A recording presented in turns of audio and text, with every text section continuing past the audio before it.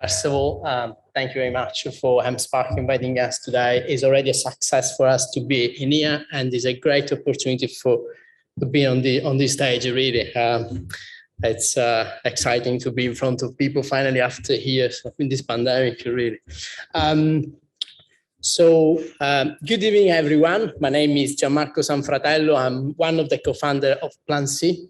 PlantSea is a biotech startup developing seaweed-based materials, sustainable, to replace single-use plastics. Worldwide, plastics is causing huge environmental and food safety concerns.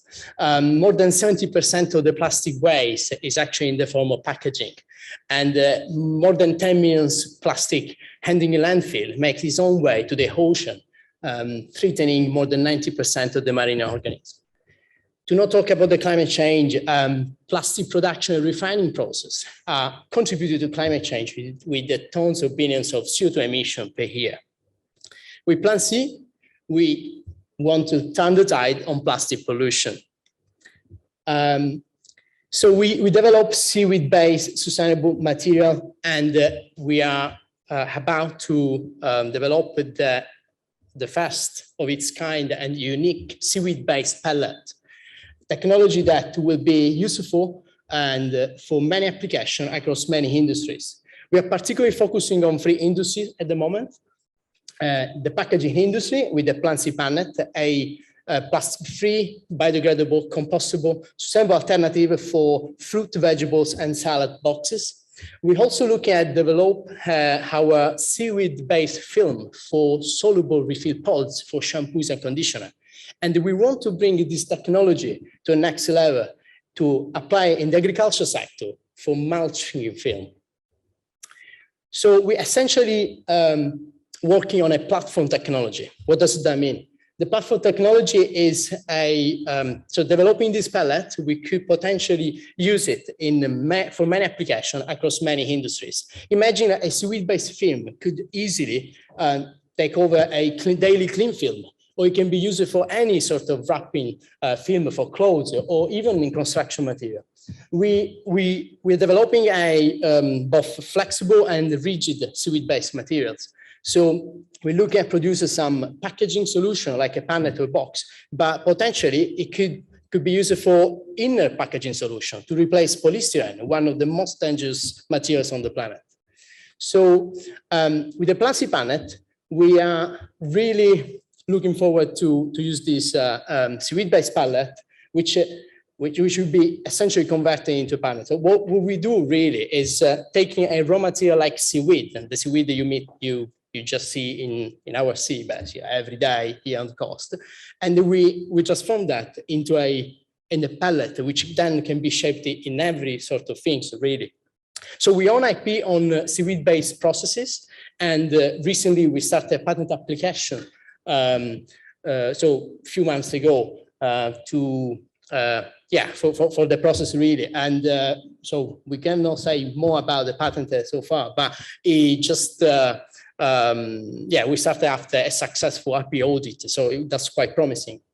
With the PlantSea pellet, we see our fast route to market. It's the fastest route to market because we're collaborating with a strong commercial partner, Dreigiau, which is a multinational company, fruit box manufacturer, which is happy to adopt our technology to be used in our facilities, and yes, to bring to next level to commercialization. We also identify potential customer within its client network. Why now? There are many number of drivers and catalysts for change in this way. The government clearly identified the need for change concerning plastic waste and recycling. With the plastic packaging tax coming up next April, and the environmental bill and the COP26 conference is happening these days in Glasgow, focusing on the reduction in carbon footprint. The WRAP organization looking at driving the agenda and delivering the plastic pact. So where there is the pressure of the government, or is the blueprint fact? We see big brands like G's Fresh and Sainsbury's, and we experience this with our conversation. They're seeking for plastic alternatives and collaborating, and they're happy to collaborate with us.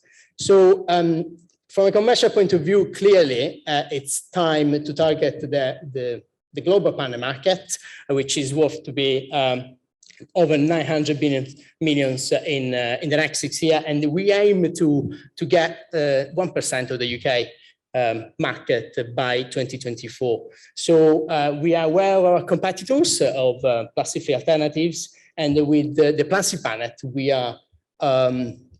we try to success to proposing a competitive price and improve shelf life, and also in particular to fit current production line packaging.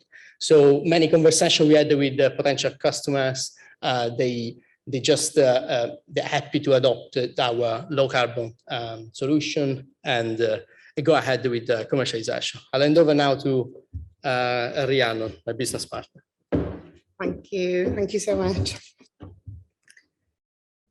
Okay, so our traction to date, we have so far raised £300,000 in funding and support, combination of winning accelerators, competitions and government funding. We have been working, as mentioned, with key brands and partners who will be our early adopters of our products. And we also have many other companies that want to work with us. So we're really looking for extra resources now so we can explore these opportunities. Sainsbury's have been, the packaging team have supported us since the start of our journey and have connected us with their supply chain. And Biffa Waste are an essential collaborator for dealing with packaging at its end of life. And they've actually been running tests for us to prove its compostability. We're also collaborating with Bangor University and the Biocomposites Centre, who are world-renowned for their novel material science development. So for our commercial timeline, we are planning to have, we currently have parallel research programs running, and we will have a staggered approach to commercializing each product. So the commercial timeline will have the shampoo pod and the punnet market ready in 18 months to 2 years, with the mulch film coming later by year 3. At year 2, we'll start our scale up and implement our growth plan, and we will need further investment to support this. As Gianmarco said, creating a successful pellet is key to making all bioplastics. We're very focused on developing that in the next year. And working with our partners, we're developing a commercialization plan, which will involve running our pilot lines, testing readiness for market. And we're in very early stage contractual discussions. So our business model is royalty based. We see ourselves as an IP focused biotech company, and we'll be licensing our technology. And this will allow us to expand globally. Essentially, we'll sell our technology to companies such as Treigiau that will then manufacture the punnets and sell those on to their customers. And we will also have a further revenue stream from the sale of pellets. Wells Plastics have the capacity to produce 1 ton of pellets per hour, which will enable us to meet demand in the UK. And just to touch on marketing, we see ourselves as a business-to-business enterprise focusing on building key relationships, developing trust with our collaborators, and positioning ourselves as a trailblazer in the green economy. A financial forecast predicts a £10 million turnover by 2026, which is a combination of license sales and royalties. So the investment opportunity, we're seeking a £500,000 investment for 10% of our company. We plan to use these funds to leverage against further grants, and the funding will be spent on research and commercialization. We plan to exit by year 7, and we've already been tentatively approached by a potential buyer.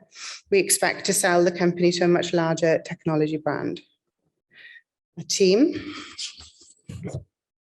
It's myself, Gianmarco and Alex. We met at Aberystwyth University in our postdoctoral programs. And between us, we have 30 years in business, industry and academic experience. We also have a non-executive director that's been helping us with our commercial scale-up and business growth. Thank you very much for your time today, and obviously please welcome your questions.